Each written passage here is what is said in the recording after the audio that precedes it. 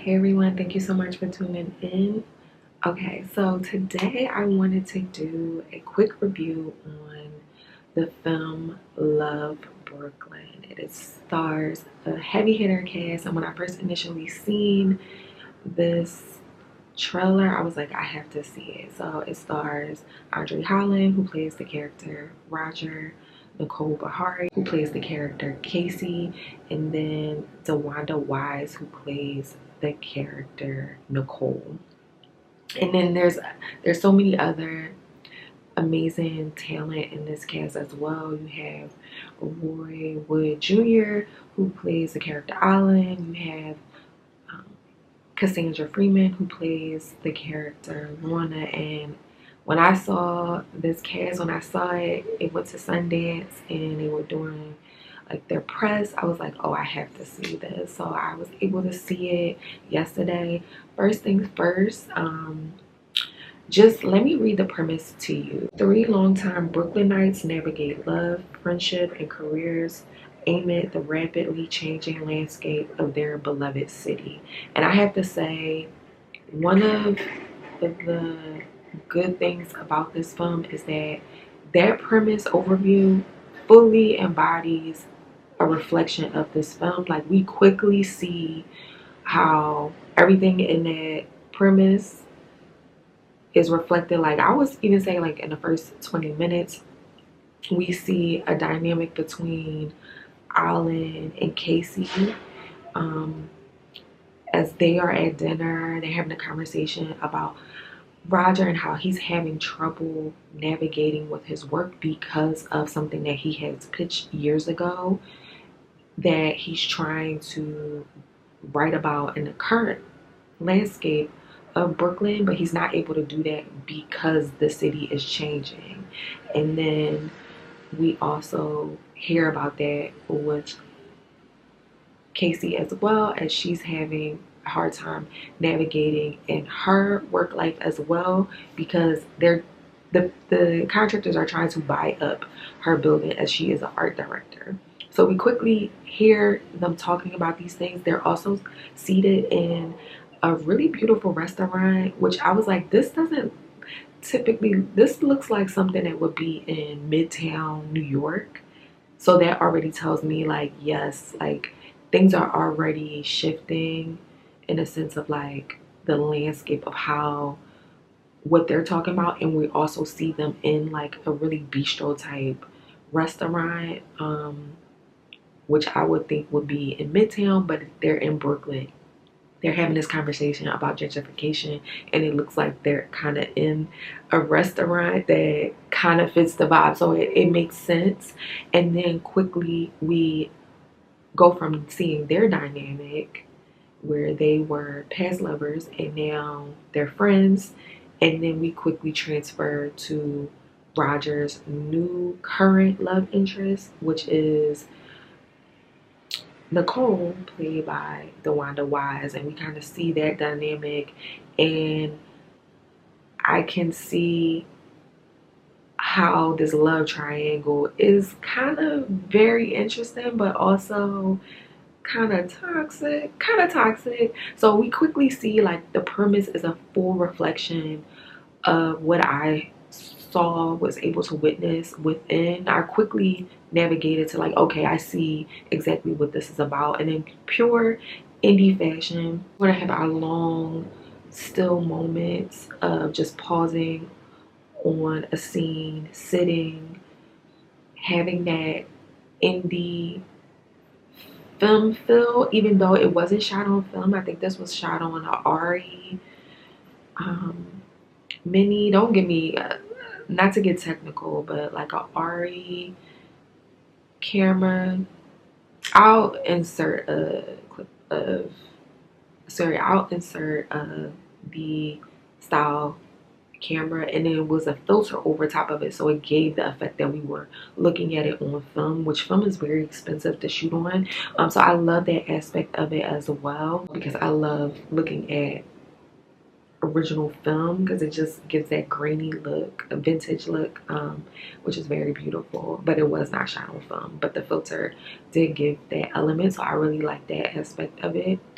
Now, another thing that I loved was the theme. There was a very heavy theme on how not to look back at your past because it can have a paralyzing effect on your present and future, leading you to have an impossible effect of moving forward to your future. And there was a specific painting, I'm not going to say the artist or the painting because I want you to watch it and I don't want to give too much away, but that theme played very much throughout the film on these three characters. We were able to see it, whether it be Roger being conflicted with still being in a platonic friendship, but also still having that play. When I tell you the chemistry between Roger and Casey, and I'm going to say the character's name, not the actor's name, just so I can stay, I don't mix up the two because the character Nicole is not played by Nicole Bahari and I don't want to confuse it. They had really great chemistry, Roger and Casey, and I understood their playful demeanor. There would be moments where they would kind of invoke on comedy, body comedy, as they played with each other and joked around. And I was like, I have been in relationships like this where you two are really friends, but then the lines do, like, y'all were in a relationship. So that's where it made it very tricky. But then he's also trying to navigate being in this relationship with Nicole, who is a mother and a newly widow, and just navigating that dynamic of just looking at your past. And if you do look at your past, it halts your future in a sense. And I thought that theme was very prevalent, even in, I would say, Alan's, the character Alan, who played by our boy Wood Jr., that was prevalent in there, which I thought was cute as well. So that theme was very much strongly throughout the film, and I love it because it not only translated in the relationships, the friendships, but also in work. Casey is dealing with like how she initially started to work as an art dealer and have this building that was passed down to her, and now dealing with how things are shifting and having to see how she can move forward by economically struggling to keep the building afloat, sell things, but also be berated by the contractors of wanting to purchase her building, her place of work where she built her career from. And it really shows you how gentrification comes in and it just really weighs people down. You never know what they're going through personally, but then also economically. And then it's just like you saw in real time how someone could be affected by gentrification. I thought that was very beautifully done.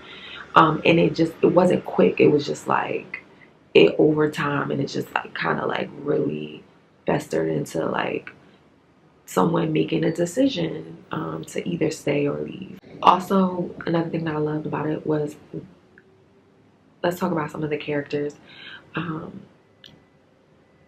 The actor Nicole Bahari, she does this really great thing when she makes these facial expressions, and I'm just like, oh girl, I know exactly what you're feeling. Even in the trailer, there's a scene where Roger is in the park, she's staring at him, and she does this thing where she's like thinking, and I know exactly what she was thinking about. And things are shifting. It was like I see something is shifting here, and I know it, I feel it, and I'm gonna have to make a decision. I'm gonna have to.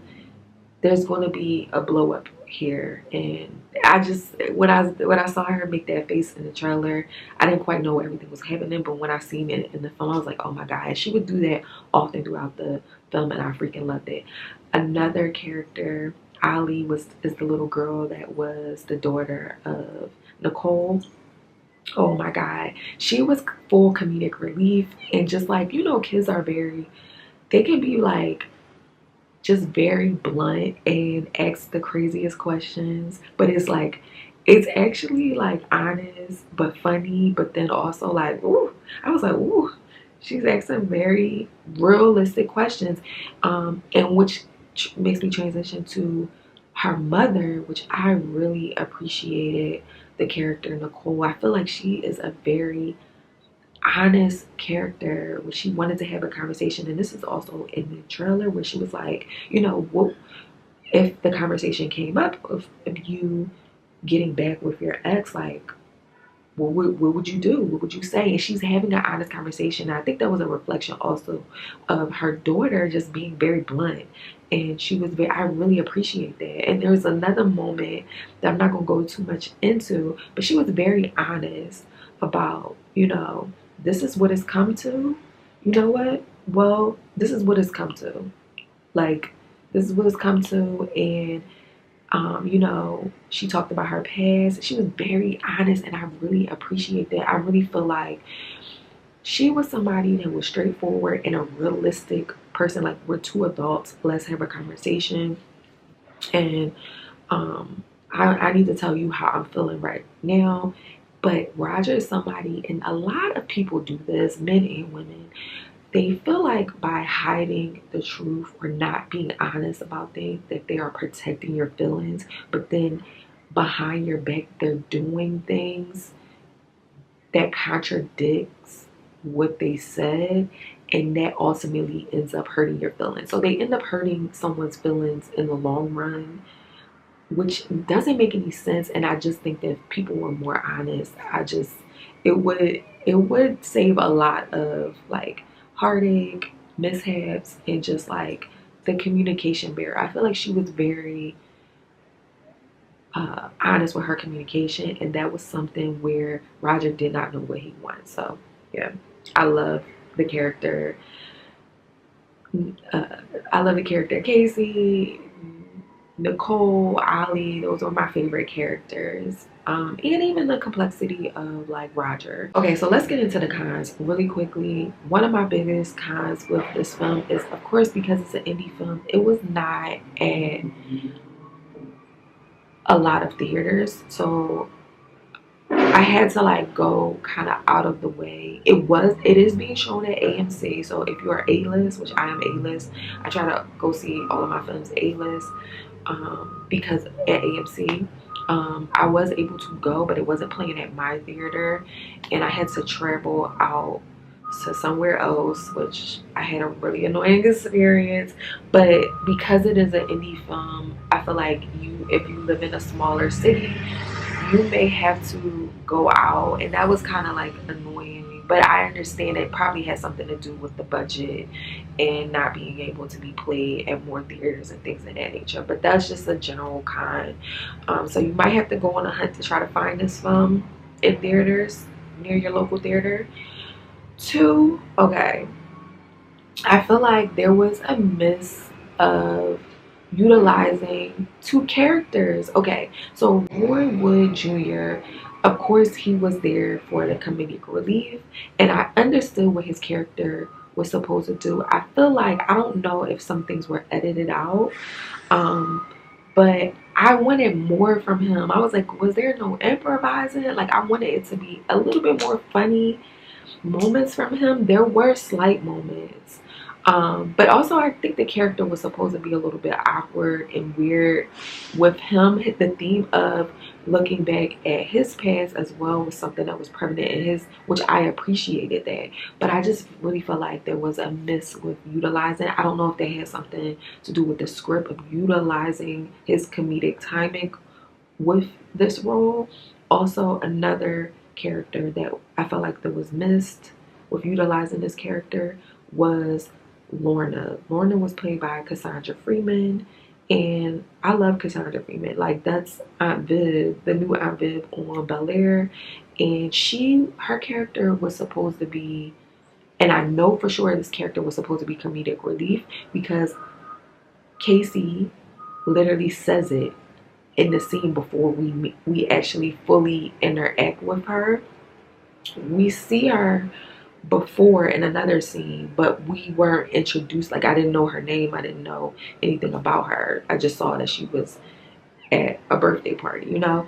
But she was like, you know, Lorna, the character, was uh, a buyer. She buys art from um, Casey. So Lorna's character was supposed to be that character that, you know, she's that bougie woman that buys art, and she's like, darling, I don't know, I'm just sick of everything. Everything's so crazy. And, you know, she's talking like, she reminded me, I was just actually watching Sex in the City, and I don't know if y'all remember Carrie's friend. She was Italian, I think she was, and she was like, Carrie, you bitch. And she was like, you should go to Paris with us. We're gonna have so much fun. Like that, but just imagine like a bougie black woman living in Brooklyn, buying up beautiful art. She had a beautiful home, and she's like raving, but the whole time she was talking, I wasn't laughing. Like, I didn't feel the vibe. Like, I saw what the character was supposed to be, in the sense of like her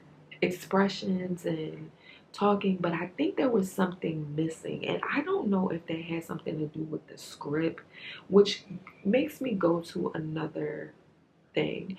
What I will say is, I do appreciate this film because I want to see more stories with black people in it and representation. I love that Roger was a writer. I love that um, Casey was an art dealer.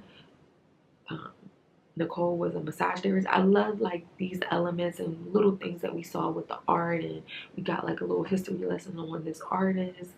But it felt like story was written and they just casted black people. It didn't necessarily feel like it was rooted. It felt like I was eating something, and it wasn't that it was missing salt, it wasn't that it was missing pepper, it was missing something else. That's what I felt like. And I don't know exactly if it was the script, I don't know if some stuff was edited out. There were moments that I did smile, like there was a moment where Roger was trying to write, and I saw on the table an original copy of Toni Morrison's Jazz. It made me smile as I started to think about a story of my own, and I have that book in my story. I have another story with an art dealer, and like as I'm looking at the character Casey, I'm like, oh my God, I see a little bit of my character in her. So like representation, that is the part that I really appreciated. But there was something missing, and I don't know if it was the writing. I don't know what exactly it is, but it just felt like these were black people cast in this film, because these are all phenomenal actors, but it was just like there's something quite, I don't, the depth of like something missing, and I think it might have something to do with how the story was told in a sense. But the theme was strong. That's what I will say. Overall, I'm being very gracious with this, but I'll say I would give this movie a 7 out of 10. I do want people to check it out because it's good representation. I think the theme was very strong, especially when it comes to relationships and being truthful about what you want, and also not letting your past hold up you moving towards your future. I love that theme in this film, and I also like the ending. The ending was it, it it was prevailing of like, let's try to move forward. How do I move forward? Having a problem, having a conflict, and resolving that. Being taking accountability and resolving something so you're not continuing a cycle. I do appreciate that. But that was my review on Love Brooklyn. Let me know if you guys checked out the film, if you're planning on seeing it. And please don't forget to like, give this video a thumbs up, please. It really helps me with the algorithm. Please comment below and let me know if you checked out the film or if you plan to check out the film. And yeah, I will catch you on the next one. Don't forget to subscribe too if you're not subscribed. But yeah, I'll catch you on the next one. Till then,